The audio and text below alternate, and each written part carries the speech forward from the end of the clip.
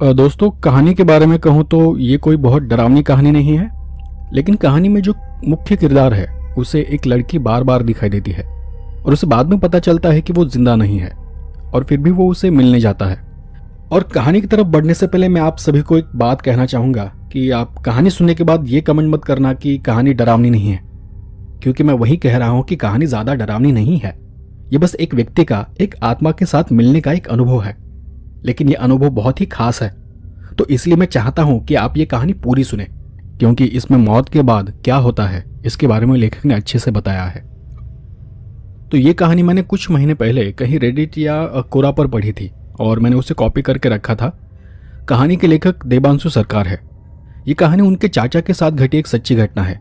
ये एक लंबी कहानी है और इसलिए आपको थोड़ा सहना पड़ेगा। अब आगे की कहानी मैं आपको उनके नजरिए से सुनाता हूं। ये कोई साधारण भूत की डरावनी कहानी नहीं है। इसमें एक अलौकिक शक्ति और उनके कुछ राज शामिल है। लेकिन सच कहूं तो ये मेरे जीवन का एक बेहद ही अलग और अजीब सा अनुभव था। ये 1996 की बात है, जब मैं 21 साल का था। 17 नवंबर को मैं महाराष्ट्र के कोकण इलाके में अपने दादा दादी के घर जाने के लिए हरनाई जा रहा था। मैं दोपहर में मुंबई से निकला था और बीच रास्ते में मेरी गाड़ी का टायर पंचर हो गया और इसलिए मुझे घर जाने में बहुत देर हो गई थी। हरनाई कोकण में एक प्रसिद्ध समुद्र तटीय गांव है। हरनाई जाने के लिए दो रास्ते हैं। एक खेड़ दापोली के रास्ते से, जहां आप NH3 को भरना नाका तक ले जाते हैं, और दूसरा गोरेगांव, अंबेट, मंदनगढ़, केलची, अंजरले, इन रास्तों से होते हुए, जहां आप NH3 के टोले से गुजरते हुए गोरेगांव के बाद अंदरूनी रास्तों से होते हुए जाते हैं। अब टोले एक गांव है, ये कोई टोल नहीं है। ये एक शॉर्टकट रास्ता है, लेकिन रात के वक्त ये बहुत ही सुनसान होता है। अब चूंकि मुझे देर हो रही थी, इसलिए मैंने इस रास्ते को चुना था। रात के लगभग 11:30 बजे थे जब मैं केलशी के रास्ते से मंदनगढ़ के बाहरी इलाके में था। जब मैं उस रास्ते से गुजर रहा था, तब मुझे अचानक रास्ते में एक लड़की दिखाई दी, जो कि कार रोकने के लिए हाथ दिखा रही थी। मुझे थोड़ा आश्चर्य हुआ। सड़क के दाईं ओर एक छोटी पहाड़ी थी और वहां से कुछ ही दूरी पर एक घर था। वो लड़की शायद वहीं से बाहर आ गई थी। मैंने अपनी कार उसके पास जाकर रोक दी। उसकी उम्र लगभग 15 या 16 साल की थी। उसने कार के पास आकर शीशा खटखटाया। मैंने शीशा नीचे किया और उसकी ओर देखा। वो बहुत ही प्यारी दिखने वाली लड़की थी और उसका चेहरा बहुत शांत नजर आ रहा था। वो सलवार कमीज पहने हुई थी और ठंड से बचने के लिए उसने अपना दुपट्टा सिर और कानों पर लपेटा हुआ था। मैंने उससे पूछा कि क्या बात है, तो उसने जवाब में कहा कि मला अंजरलेला जायचं है, अर्जंट आहे, सोडता का? मतलब उसने कहा था कि मुझे अर्जेंट अंजारले जाना है, क्या तू मुझे छोड़ दोगे? अब वैसे भी लगभग मैं 7 घंटों से ड्राइव कर रहा था और देरी से भी ऊब गया था, और चूंकि अंजरले गांव मेरे रास्ते में पड़ता था, इसलिए मैंने उसे लिफ्ट देने का फैसला किया। गाने सुनने और गाड़ी चलाने के अलावा कम से कम मुझे बात करने के लिए मेरे साथ कोई तो था। वो लड़की अगली सीट पर आकर बैठ गई और हम दोनों वहां से आगे बढ़े। हमने कुछ देर बाद बातचीत शुरू की।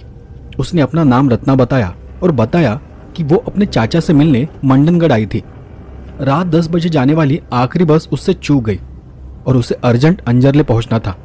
वो 10वीं कक्षा में थी और उसे सुबह जल्दी स्कूल जाना था। मैं पूरी तरह से हैरान था कि उसके चाचा ने उसे इतनी रात ऐसे घने अंधेरे में अकेले सफर करने की अनुमति कैसे दे दी। मैंने उससे इस बारे में पूछा भी, जिस पर उसने जवाब दिया कि वो जल्दी निकलना चाहती थी और चाचा ने कहा था कि वो उसे रात के खाने के बाद घर छोड़ देंगे, लेकिन उन्हें अचानक से बुखार आ गया और इसलिए उसके पास कोई रास्ता नहीं था। हम रास्ते में अलग अलग विषयों पर बातचीत करते रहे। लगभग 1 घंटे के अंदर हम केलची को पार कर चुके थे और अंजरले के पास पहुंचने ही वाले थे कि उसने अचानक मुझे कार रोकने के लिए कहा। मैंने गाड़ी रोकी और चारों तरफ देखा। मेरी दाईं ओर एक समुद्र तट था और बाईं ओर एक छोटी पहाड़ी थी। पता नहीं ये लड़की कहां जा रही थी। वो कार से उतर गई। मैंने उससे पूछा कि तुम कहां जा रही हो, जिस पर उसने बस इतना जवाब दिया कि उसका घर पहाड़ी के पीछे है। मैंने उससे कहा कि चाहो तो मैं तुम्हारे साथ चल सकता हूं। इस पर उसने बहुत ही रूखे ढंग से जवाब दिया, नाही, इथपर्यंतच, पुढे नाही, पुन्हा भेटेन कधीतरी मी तुला, जा तू। मतलब उसने कहा था कि नहीं, यहीं तक ठीक है, आगे नहीं, मैं तुमसे फिर कभी मिलूंगी, अब तुम जाओ। मैंने उसकी आवाज में बदलाव को महसूस किया था। वो अंजरली गांव की ओर इशारा कर रही थी। उसके चेहरे पर कोई भाव भी नहीं था। मैं कुछ कहने ही वाला था कि उसने मुझे अजीब नजरों से घूर कर देखा और इसलिए मैंने बिना कुछ कहे चुपचाप आगे जाने का फैसला किया। मैं कार में वापस आकर बैठ गया और आगे बढ़ा। वहां से मैं लगभग आधे घंटे में अपने दादा दादी के घर पहुंचा। वो दोनों भी मुझे इतनी देर से पहुंचते देखकर हैरान थे।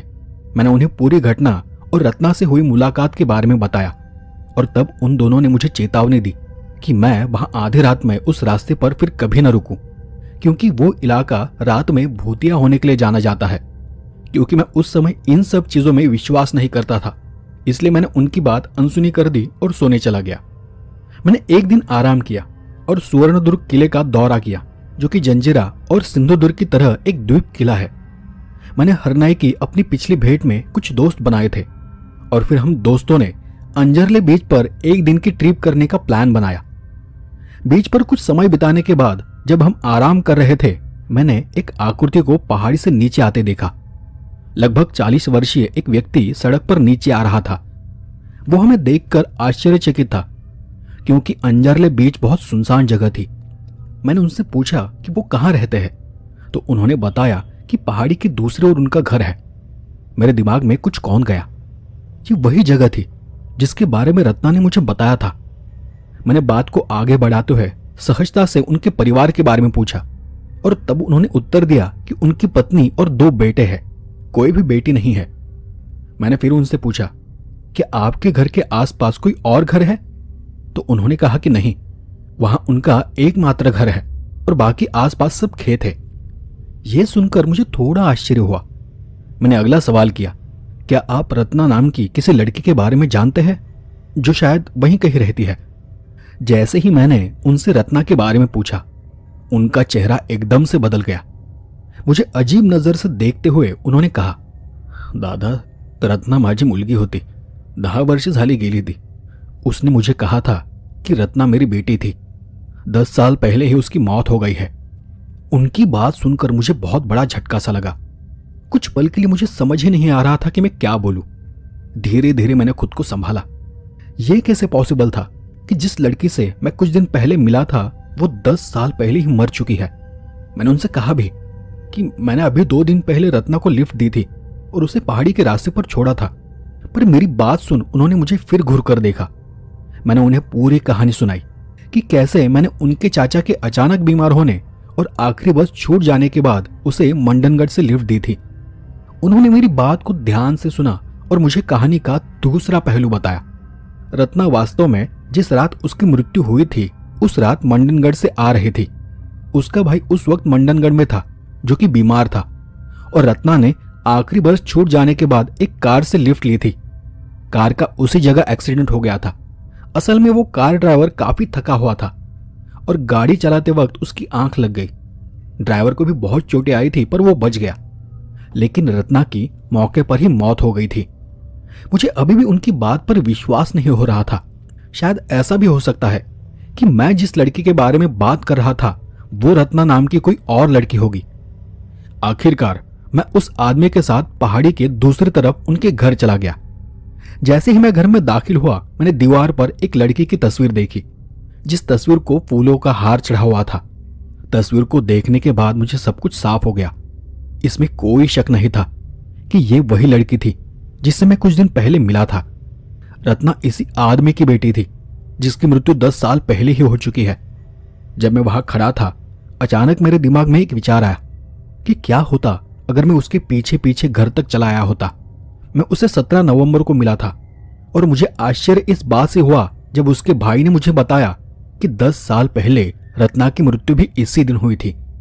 मेरी रीढ़ की हड्डी से सिहरन दौड़ गई, माथे पर पसीना आ गया। मैंने उनके परिवार के लोगों से पूछा कि क्या किसी ने मरने के बाद उसे देखा है, कहीं किसी को वो दिखाई दी या किसी ने उसे महसूस किया है, पर सभी ने ना कहा। मैंने अपने सफर के दौरान अंजारले और हरनाई गांव के साथ साथ केलची में भी कुछ लोगों से पूछताछ की थी कि क्या किसी ने मंडनगढ़ से किसी 15 या 16 साल की लड़कियों को कभी लिफ्ट दी थी, लेकिन मुझे एक भी आदमी नहीं मिला जिसने कभी उसे देखा हो या कभी मिला हो। और फिर मेरी छुट्टियां खत्म हो गई। छुट्टियां खत्म होने के बाद मैं उसी सड़क से अपने घर वापस आ गया। घर आने के बाद भी मेरे दिमाग में वही सब बातें चल रही थी। मैं बार बार बस यही सोचता रहा कि ये कैसे हो सकता है कि मेरी मुलाकात किसी आत्मा से हुई हो, लेकिन मुझे उसका कोई जवाब नहीं मिल पा रहा था। मेरे मन में अब कुछ सवाल थे कि अगर 10 साल पहले उसकी मृत्यु हुई थी तो इन 10 सालों में वो कहाँ थी? 10 साल बाद अचानक वापस आने की उसकी क्या वजह होगी? और सभी लोगों को छोड़कर, अपने परिवार के लोगों को छोड़कर वो सिर्फ मुझे ही क्यों दिखाई दी? और उसने ऐसा क्यों कहा कि मैं तुमसे फिर मिलूंगी? क्या मुझे उससे मिलना चाहिए था? मैं एक बात को लेकर श्योर था कि उसका मुझे चोट पहुंचाने का, डराने का कोई इरादा नहीं था। अगर उसका ऐसा कुछ इरादा होता तो उसके पास पूरा मौका था, क्योंकि मैं उसके साथ करीबन 1 घंटे तक था।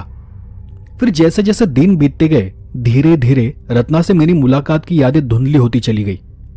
इस बीच मैंने नई नौकरी ज्वाइन कर ली थी और फिर मैं अपने ऑफिस और दूसरे जरूरी कामों में बहुत बिजी रहने लगा था। नौकरी के बाद मैं अगले 2 सालों में हरनाई नहीं जा सका। हालांकि मैं अपने दादा दादी से तब मिला था जब वो मुंबई हमसे मिलने आए थे।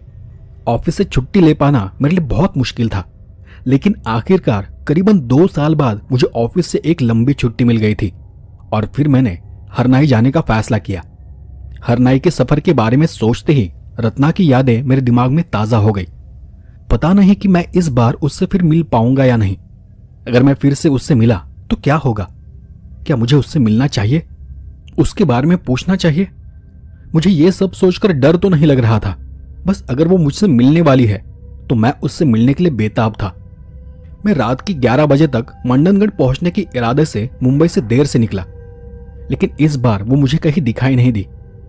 मैंने उसी जगह पर 10 मिनट तक उसका इंतजार किया और उम्मीद करता रहा कि वो मुझे दिखाई देगी, लेकिन कोई फायदा नहीं हुआ। मैंने सोचा कि शायद पिछली मुलाकात बस एक कोइंसिडेंस होगी और मैं आगे बढ़ गया। एक और साल बीत गया और एक बार फिर से मुझे हरनाई जाने का मौका मिला। उन दिनों मेरे दादाजी ने अपने घर पर सभी परिवार के लोगों के लिए एक गेट टुगेदर आयोजित किया था। अब मुझे जल्दी छुट्टी न मिलने के कारण मेरे माता पिता मुझसे पहले ही गांव चले गए थे और फिर जब मुझे छुट्टी मिली तो मैं उसी रात एक बार फिर हरनाई के लिए निकल पड़ा। पिछली बार की तरह इस बार भी मैं मुंबई से देर रात निकला था, लेकिन इस बार मेरे दिमाग में रत्ना का कोई ख्याल नहीं था, बल्कि ऑफिस के काम की वजह से मुझे निकलने में देर हो गई थी। मैंने NH3 के टोले फाटा को छोड़ा और लगभग 11:30 बजे मंडनगढ़ पहुंचा। और जैसे ही मेरी कार उस जगह पर पहुंची जहां मैंने लगभग 3 साल पहले रत्ना को अपनी गाड़ी से लिफ्ट दी थी, मैंने उसी जगह उसे फिर देखा। हालांकि इस बार वो मुझे देखकर हाथ नहीं हिला रही थी, बल्कि उम्मीद कर रही थी कि मैं खुद ही कार रोक दूं। मैंने ठीक उसके पास जाकर कार को रोका और वो मेरी कार के पास आकर खड़ी हो गई। उस पल मैंने अपनी घड़ी में देखा, तारीख थी 17 नवंबर। उसने आराम से कार का दरवाजा खोला और बिना कुछ कहे अंदर बैठ गई। उसके शरीर पर वही सलवार कमीज थी जो उसने 3 साल पहले की रात पहनी हुई थी और उसका वही वो शांत चेहरा। मुझे उसके ऐसे दिखाई देने और कार में बैठने से बिल्कुल भी डर नहीं लगा, क्योंकि मुझे यकीन था कि उसका मुझे चोट पहुंचाने का कोई इरादा नहीं है। और फिर जैसे ही हम आगे बढ़े उसने मुझे पूछा, मी कोण है तुला कळलं है? मग माझी भीती नहीं वाटत का तुला? उसने मुझे पूछा था कि अब तुम मेरे बारे में जानते हो कि मैं कौन हूं, तो क्या तुम्हें इस बात से डर नहीं लगता? मैंने उससे कहा कि असल में मैं उसके बारे में जानकर हैरान हूं, लेकिन मुझे डर नहीं लग रहा और मैं जानता हूं कि उसका मुझे चोट पहुंचाने का कोई इरादा नहीं है। उसने अपना सिर हिलाया, लेकिन मुझे यह भी चेतावनी दी कि हर आत्मा उसके जैसी शांत नहीं होती और कुछ आत्माएं तो वाकई बहुत बुरी होती है। मेरे मन में अब भी बहुत सारे सवाल थे। उसके साथ पहली मुलाकात के बाद मैंने बहुत कुछ सोच रखा था। उस मुलाकात के बाद मैंने आत्माओं की दुनिया के विषय पर बहुत सी किताबें पढ़ी और कुछ जानकार लोगों से बातचीत भी की थी। और अब मेरी कार में मेरे बगल में एक आत्मा बैठी हुई थी। मेरे लिए एक बहुत ही अजीब सा एहसास था। मैंने उससे एक के बाद एक सवाल पूछने शुरू किए और उसने मेरे सभी सवालों का जवाब डिटेल में और जरूरी जानकारी के साथ दिया। उसने मुझे जो जो जानकारी दी वो इतनी डिटेल थी कि मैं यहां वो सब कुछ बता नहीं सकता। चूंकि मैंने इस विषय पर पहले से ही किताबें पढ़ी हुई थी, इसलिए मैंने जो कुछ भी उनसे पढ़ा था उसके बारे में भी बहुत सी चीजें कंफर्म हो रही थी। उसने मुझे बताया कि मृत्यु के समय और उसके तुरंत बाद वास्तव में क्या होता है। मैंने उससे पूछा कि मृत्यु के बाद हमारी पहली मुलाकात से पहले वो 10 साल तक कहां थी, जिस पर उसने जवाब दिया कि वो सूक्ष्म शरीर के रूप में भूअर लोक में थी, जो कि पतली हवा से बना है। मैंने आगे पूछा कि तुमने 10 साल बाद इस बारे में बात करने के लिए मुझे ही क्यों चुना? जिस पर उसने कहा कि ऐसा इसलिए था क्योंकि इन 10 सालों में मैं वो पहला व्यक्ति था जो उसे देख सकता था और जिसके साथ वो अवचेतन स्तर पर बात कर सकती थी। हर किसी के लिए किसी आत्मा से बात करना संभव नहीं है, और इसका एक और पहलू है कि आत्माएं भी हर किसी से संवाद नहीं कर सकती। मैंने फिर उसे पूछा, तो फिर पिछले साल हरनाई जाते समय मैं तुम्हें क्यों नहीं देख पाया? उसने कहा कि उस रात वो सूक्ष्म रूप में मानव रूप धारण नहीं कर सकी, हालांकि वो मुझे इंतजार करते हुए देख सकती थी। मैंने अगला सवाल किया कि वो इस अवस्था में कितने समय तक रहेगी और फिर से कब जन्म लेगी, या उसका क्या होगा? उसने कहा कि उसका जीवन काल नश्वर दुनिया में कुछ और साल तक रहेगा, क्योंकि वो एक एक्सीडेंट में मारी गई थी, जो कि उसके नियत मृत्यु समय से पहले ही उसकी मौत हुई थी, और इसलिए उसे अगले लोक में जाने से पहले बचे हुए साल यही सूक्ष्म रूप में बिताने पड़ेंगे, जिसके बाद हो सकता है कि उसे स्वर्गलोक मिले या फिर उसे भूलोक में पुनर्जन्म लेना पड़ेगा, भूलोक जो कि नश्वर है, या फिर जब तक उसे कोई अन्य निर्देश नहीं दिए जाते। क्या होगा अगर मैं कभी या कहीं और उससे मिलना चाहूं? उसने कहा कि उसके लिए जगह की कोई पाबंदी नहीं है, लेकिन जब भी मैं चाहूं वो मुझसे बार बार नहीं मिल सकती, क्योंकि ऐसा करना उन सख्त प्रतिबंधों में बाधा उत्पन्न करेगा जिनसे हर आत्मा की इकाई बंधी हुई है, और ऐसे में भूअर लोक में उसका सफर और लंबा हो जाएगा। बात करते करते आखिरकार हम उस स्थान पर पहुंच गए जहां उसकी मृत्यु हुई थी, और उसने मुझे पूरी घटना बताई कि ये कैसे हुआ था। दुर्घटना के बाद कार से बाहर फेंके जाने के बाद उसकी तुरंत मृत्यु हो गई थी और उसका सिर एक पत्थर से टकरा गया था। हमने कुछ देर तक अपनी बातचीत जारी रखी। वो मृत्यु के करीब पहुंचे हुए लोगों को उनकी मृत्यु के बाद अलौकिक जीवन की आदत डालने में मदद कर रही थी, क्योंकि ये उसे सौंपा गया कार्य था। कुछ देर बाद उसने मुझे कहा कि अब उसके जाने का समय हो गया है। मैंने उससे आखिरी सवाल पूछा कि क्या तुम मुझसे फिर कभी मिलोगी? उसने जवाब दिया कि वो मुझसे कहीं भी मिल सकती है, जैसा कि उसने पहले कहा था, लेकिन वो मुझे तभी मिल सकती है जब मैं कहीं अकेला रहूंगा। ये बस शाम के बाद ही हो सकता है। साथ ही मुझे यह भी ध्यान रखना होगा कि हमारी मुलाकात बार बार ना हो, क्योंकि ऐसे में उनके जगत के नियम टूट सकते हैं। मैंने उसे आश्वस्त किया कि मैं उसकी दुनिया में दखलंदाजी नहीं करना चाहता, और जब उसके लिए यह संभव होगा तब वो खुद मेरे सामने आ सकती है और मुझे मिल सकती है। मुझे उससे मिलकर खुशी होगी। इसके बाद वो अंधेरे में दूर जाती चली गई। मैं अपनी कार में बैठ गया और आगे चला गया। अब मैं उसे दूसरी बार मिला था। उसके बाद लगभग 1 साल तक रत्ना से मेरी कोई मुलाकात नहीं हुई। फिर उसके अगले साल मेरे पिताजी अपने ऑफिस से रिटायर हो गए और हम शहर में एक नए घर की तलाश कर रहे थे। हमने एक अपार्टमेंट देखा था और उसे खरीदने के बारे में हमने डिसीजन ले लिया था। जल्द ही हम एक डील साइन करने वाले थे। कीमत के लिए प्रॉपर्टी डीलर और लोन के बारे में बैंक से चर्चा भी हो गई थी, और ऐसे ही एक दिन भर में भागदौड़ के बाद थका हुआ वापस घर आया था। मुझे रात के खाने के बाद टहलने की आदत थी। क्योंकि मैं उस दिन बहुत थका हुआ था, इसलिए मैं टहलने के लिए अपार्टमेंट की छत पर चला गया। छत पर तब वहां कोई नहीं था। मैं छत पर चलने लगा और जैसे ही मैं अपना तीसरा चक्कर लगाने पीछे मुड़ा, मैंने देखा कि वहीं एक कोने में कोई खड़ा है। वो कोई परछाई थी।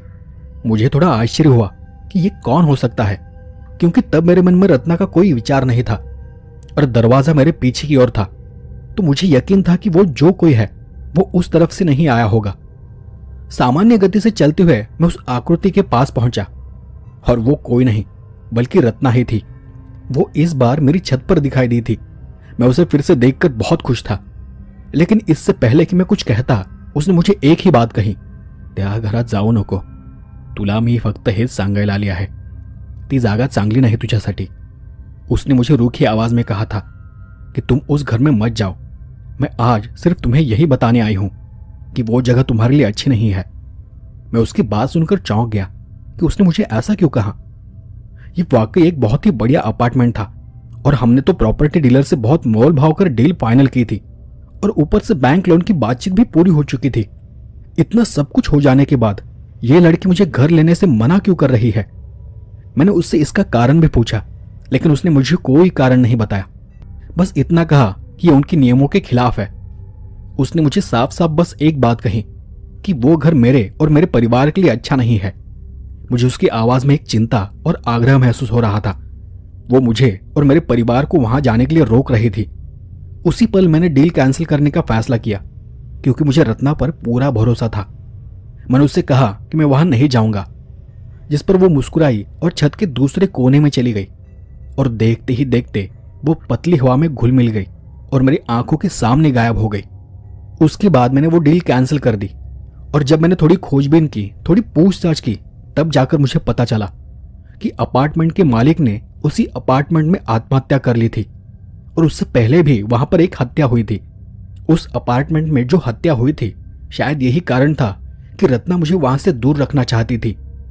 रत्ना से मेरी कुछ और मुलाकातें हुई। मैंने उससे एक बार पूछा भी कि क्या मैं उसकी तस्वीर ले सकता हूं, लेकिन तस्वीर लेने के लिए उसने मुझे मना कर दिया। उसने मुझे मृत्यु के बाद के जीवन और विभिन्न प्रकार की आत्मा संस्थाओं और उस शक्तिशाली स्थान के बारे में बहुत कुछ बताया था, जिसे हम भगवान कहते हैं।